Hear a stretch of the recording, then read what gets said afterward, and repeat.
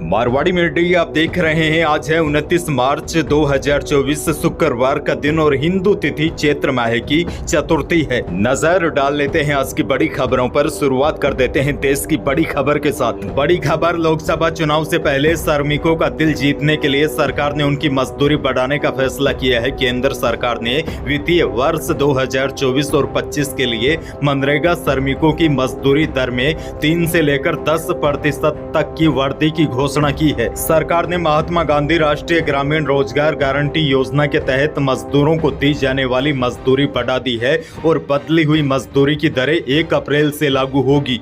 और बड़ी खबर यह भी देखिए, नोटिफिकेशन के मुताबिक सबसे ज्यादा मजदूरी 34 रुपए गोवा में बढ़ाई गई है। उत्तर प्रदेश और उत्तराखंड में सबसे कम 7 रुपए मजदूरी बढ़ी है।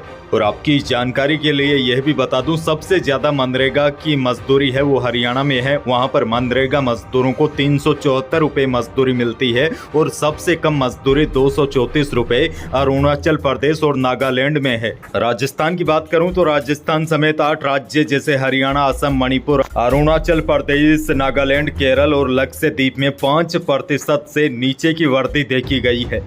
यानी कि कुल मिलाकर वित्तीय वर्ष 2024 और 25 के लिए मनरेगा मजदूरी में 4% से लेकर अलग अलग राज्यों में 10% तक भी मजदूरी बढ़ी है। आंध्र प्रदेश, गोवा, कर्नाटक और तेलंगाना में करीब 10% का इजाफा हुआ है। जब बड़ी खबर यह भी देखिए, भले ही मनरेगा मजदूरों की मजदूरी बढ़ा दी है, लेकिन सच्चाई ये भी है राजस्थान के कई जिलों में मनरेगा मजदूरों को समय पर भुगतान नहीं मिल पा रहा है। पिछले 2.5-3 महीने से मनरेगा मजदूर चक्कर ही काट रहे हैं, जिसके कारण श्रमिकों को आर्थिक समस्याओं से जूझना पड़ रहा है। श्रमिक भुगतान के लिए पंचायतों के चक्कर लगा रहे हैं। खैर, आगे बढ़ जाते हैं। बड़ी खबर, रक्षा मंत्री राजनाथ सिंह ने गुरुवार को कहा है कि उनकी सरकार जरूरत पड़ने पर अग्निवीर भर्ती योजना में बदलाव के लिए तैयार है। न्यूज चैनल टाइम्स नाउ के समिट में बोलते हुए रक्षा मंत्री ने कहा कि सरकार ने यह सुनिश्चित किया है कि अग्निवीरों का भविष्य सुरक्षित रहे। उन्होंने कहा कि सेना को युवाओं की जरूरत है। मुझे लगता है कि युवा उत्साह से भरा होता है, वह टेक लवर होते हैं। हमने इस बात का उचित ध्यान रखा है कि उनका भविष्य भी सुरक्षित रहे। जरूरत पड़ी तो हम बदलाव भी करेंगे।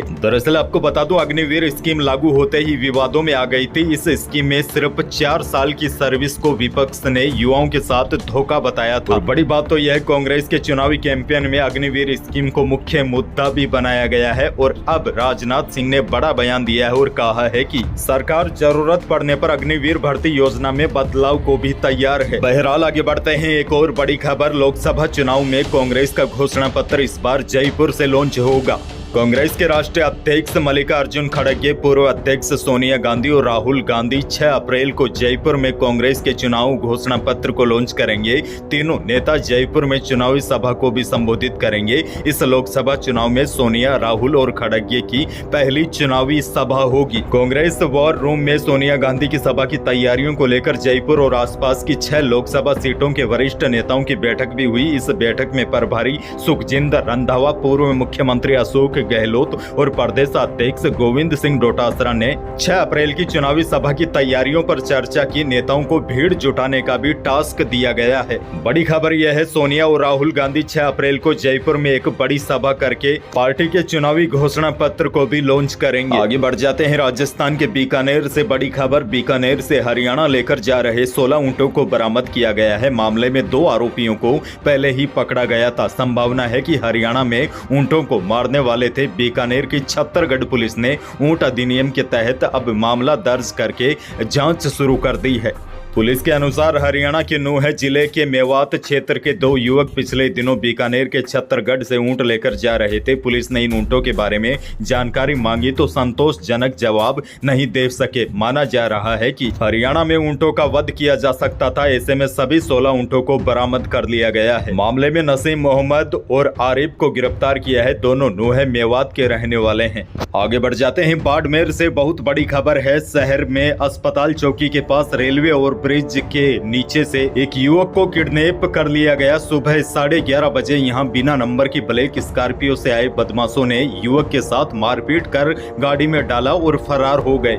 अचानक हुई वारदात से वहां मौजूद लोग सकते में आ गए। इस दौरान वहां खड़े लोगों ने किसी ने घटना का वीडियो बना लिया। सूचना मिलने पर पुलिस ने नाकाबंदी करवाई। पुलिस की नाकाबंदी और दबाव के चलते बदमाश 3 घंटे बाद करीब 2:30 बजे बाड़मेर शहर से 20 किलोमीटर दूर भारदेश गांव के पास युवक को चलती गाड़ी से बाहर फेंक दिया और बदमाश फरार हो गए। बताया जा रहा है बदमाशों ने युवक के हाथ पैर तोड़ दिए। युवक को गंभीर हालत में बाड़मेर जिला हॉस्पिटल में भर्ती कराया गया। पीड़ित मगना राम का आरोप है कि 2 दिन पहले ही पुलिस अधीक्षक से कहा था कि मादक पदार्थों के तस्करों से मुझे अपनी जान को खतरा है। पुलिस ने कोई कार्रवाई नहीं की। वहीं देखिए, पुलिस ने ब्लैक स्कॉर्पियो को जब्त कर लिया है। यह स्कॉर्पियो लावारिस हालात में मिली। वहीं एसपी नरेंद्र सिंह ने कहा है कि लापरवाही बरतने वाले पुलिस अधिकारियों के खिलाफ जांच कर कार्रवाई करेंगे और फरार बदमाशों और तस्करों को जल्द गिरफ्तार करेंगे। देखिए, ऐसी घटनाओं से यह समझ में आता है कि भले ही राजस्थान में सरकार बदल गई है, लेकिन कानून व्यवस्था अभी भी नहीं सुधरी है। अपराधियों और तस्करों में न तो पुलिस का खौफ है और न ही कानून व्यवस्था का।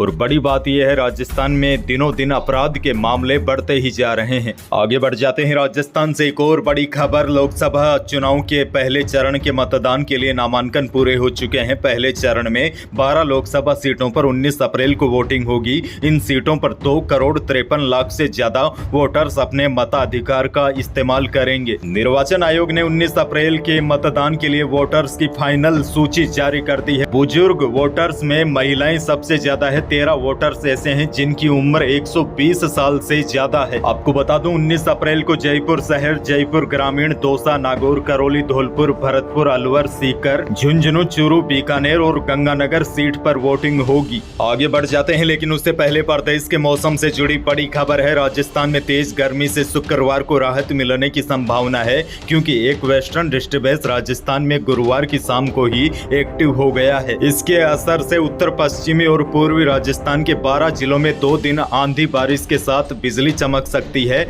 और इस सिस्टम के असर से तापमान में भी हल्की सी गिरावट आने की संभावना है। इस सिस्टम का असर बीकानेर, जोधपुर, जयपुर और भरतपुर संभाग के जिलों में रहेगा। सबसे अधिक असर 30 मार्च को रहेगा। 30 मार्च को 10 जिलों में मेघ गर्जना के साथ हल्की बारिश होने की संभावना है। तो आज और कल ये जो भरे भरे जिले आपको दिखाई दे रहे हैं, यहाँ पर मौसम बिगड़ सकता है और हो सकता है कुछ स्थानों पर हल्की बारिश भी हो जाए। आज तो इस सिस्टम का असर दिखाई देगा ही, साथ ही में कल यानी कि 30 मार्च को भी गंगानगर, हनुमानगढ़, चूरू, सीकर, करौली, झुंझुनू, धौलपुर, दौसा, भरतपुर और अलवर में कुछ स्थानों पर बारिश की संभावना है और कुछ स्थानों पर तेज हवाएं भी चल सकती है। आगे बढ़ते हैं, बड़ी खबर देखिए, सोने के भाव आसमान छू रहे हैं। दिल्ली सराफा बाजार में गुरुवार को सोना 350 रुपए की तेजी के साथ 67,350 रुपए प्रति 10 ग्राम के भाव पर पहुंच गया। इस दौरान चांदी भी 200 रुपए उछलकर 77,450 रुपए प्रति किलोग्राम पहुंच गई। जानकारों की माने तो 24 कैरेट शुद्ध सोना आने वाले दिनों में 70,000 रुपए प्रति 10 ग्राम तक भी पहुंच सकता है। आगे बढ़ जाते हैं, देश की एक और बड़ी खबर। शराब नीति केस में राउज रेवेन्यू कोर्ट में दिल्ली सीएम अरविंद केजरीवाल की ईडी कस्टडी 4 दिन और बढ़ा दी है। यानी कि अब अरविंद केजरीवाल 1 अप्रैल तक हिरासत में रहेंगे। इससे पहले कोर्ट में 39 मिनट सुनवाई चली। केजरीवाल ने खुद ही अपने केस की पैरवी की। वह ऐसा करने वाले देश के पहले सिटिंग सीएम बन गए हैं। बड़ी खबर यह है, अरविंद केजरीवाल को 3-4 दिन और हिरासत में रहना होगा और उनकी मुश्किलें आए दिन बढ़ती ही जा रही है। आगे बढ़ते हैं, देश की एक और बड़ी खबर। उत्तर प्रदेश की बांदा जेल में बंद मुख्तार अंसारी की कार्डियक अरेस्ट से मौत हो गई है। बताया जा रहा है कि बैरक में बंद मुख्तार अंसारी अचानक बेहोश होकर गिर गया था। कुछ दिन पहले ही मुख्तार के भाई और गाजीपुर के सांसद अफजाल ने दावा किया था कि मुख्तार को धीमा जहर देकर मारने की कोशिश की जा रही है। आपको बता दूं, 2005 से मुख्तार अंसारी सजा काट रहा है। उसके खिलाफ दिल्ली, पंजाब में 65 मुकदमे दर्ज है। यही थी प्रदेश और देश की आज की बड़ी और महत्वपूर्ण खबरें। वीडियो को लाइक करना बिल्कुल न भूलिए और चैनल पर नए हैं तो सब्सक्राइब भी कर लीजिए, ताकि आप अपडेट रहे बड़ी और काम की खबरों से। धन्यवाद।